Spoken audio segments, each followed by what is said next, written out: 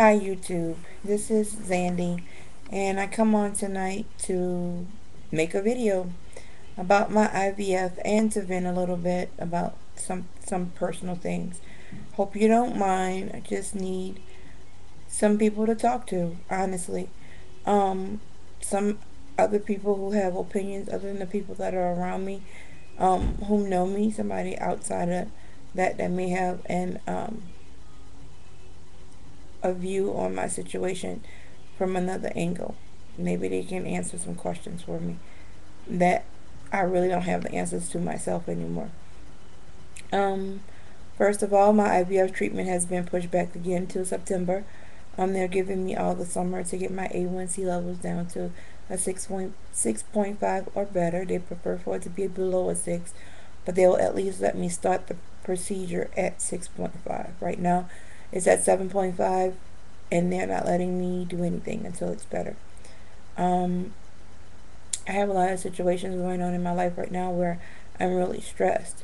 Um, I'm taking care of my brother and my nephew, who are 15 and 16 years old.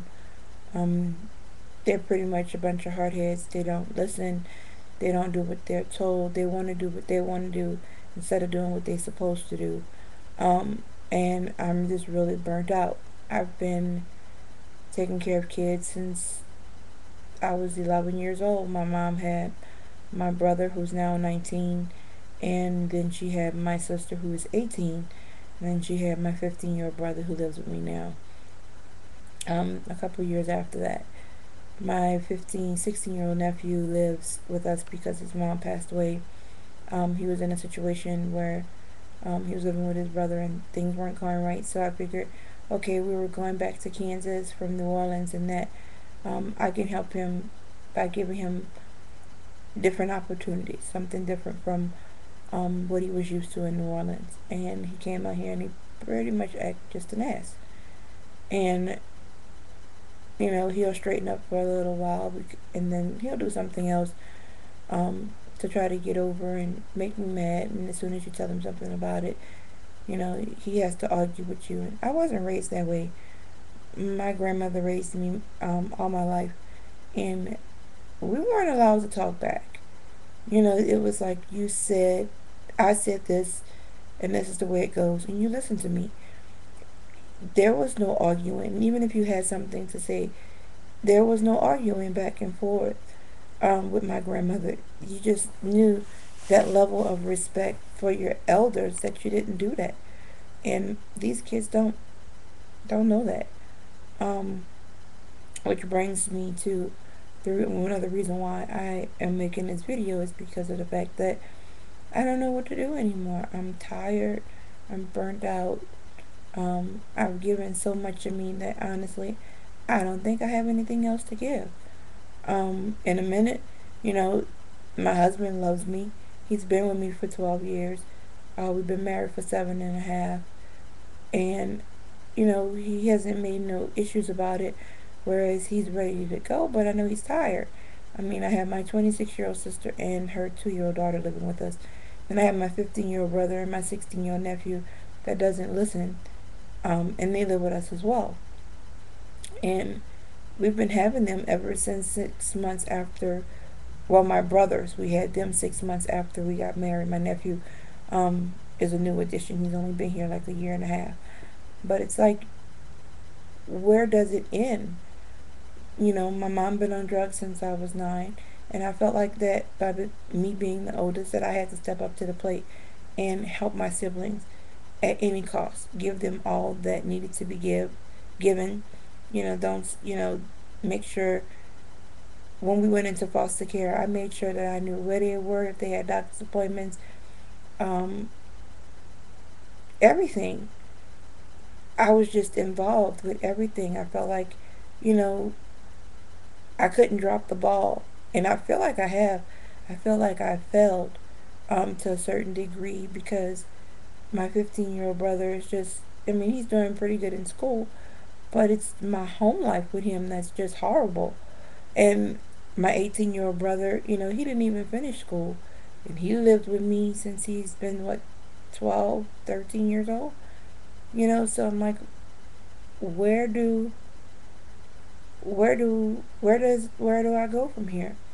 Um, I don't know. I'm tired. I feel like I'm fighting a losing battle. And what makes me upset is that my mom is living her life the way I should be living mine. I'm 30 years old. I'm married. I have no kids of my own.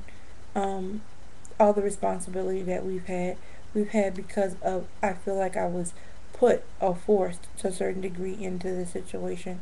But I did it because I loved them. I did it because I wanted a better life for them. I did it because I wanted them to have a good life, other than the fact that, besides the fact that my mom was living the life she was living, I just didn't want them to be a part of that. I didn't want them to have to fend for themselves and, you know, look for looking for love for somebody because I wanted to live my life.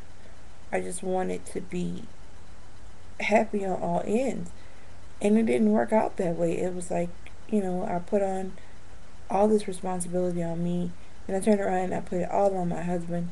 And then, my marriage is not only trying to survive, the normal things that goes through marriage, the things you go through typically, but it has to try to struggle through all these things outside our marriage that honestly shouldn't even be here.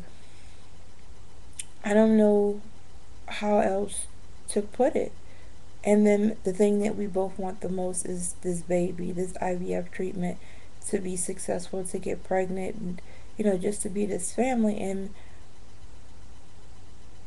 it can't happen if I don't do my part with my body.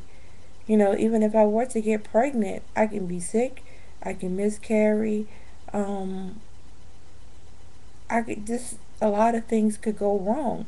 I mean, it's a possibility that they won't. It's a possibility that they will. I mean, that's a possibility for me and being me having diabetes, and then it's a possibility for somebody who don't. But my risk stands out more because of the fact that I know my sugar is going to elevate more when I'm pregnant, or it's going to be rather harder to control. And then another issue is the fact that I pray about it, but then I don't leave it where I prayed. I don't leave it up to God. I don't let Him handle it. Once I pray about it, me being human and being who I am, I figure I gotta fix it. You know, can't just let it be. I gotta fix it. And I just don't have the energy anymore to even try to fix it. I don't know what else to do. I'm mad with my mom because she's not here. I'm mad with my mom because she's not taking care of my brother. I'm mad with my mom because, she's at that age whereas drugs shouldn't even be an interest to her. And right now she is clean and sober, but I can't even put it in my heart to be happy about that because I have so many other things going on in my life that makes me unhappy about it. I mean, I tried to, give my brother back to her, and she have excuses on why she can't take him. But do you realize that I want a life for myself? Does she realize that I want to be happy too? Does she realize that she should be the one that takes care of this responsibility and not me? I mean, I want her to really realize the things that she need to do, and she don't. I don't know.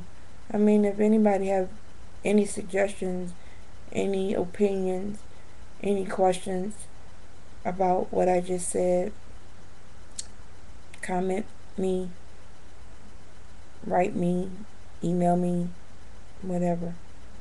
But congratulations to Robinique on her beta. Girl, I think that's really twins in there. But congratulations to everybody who have had a successful IVF treatment.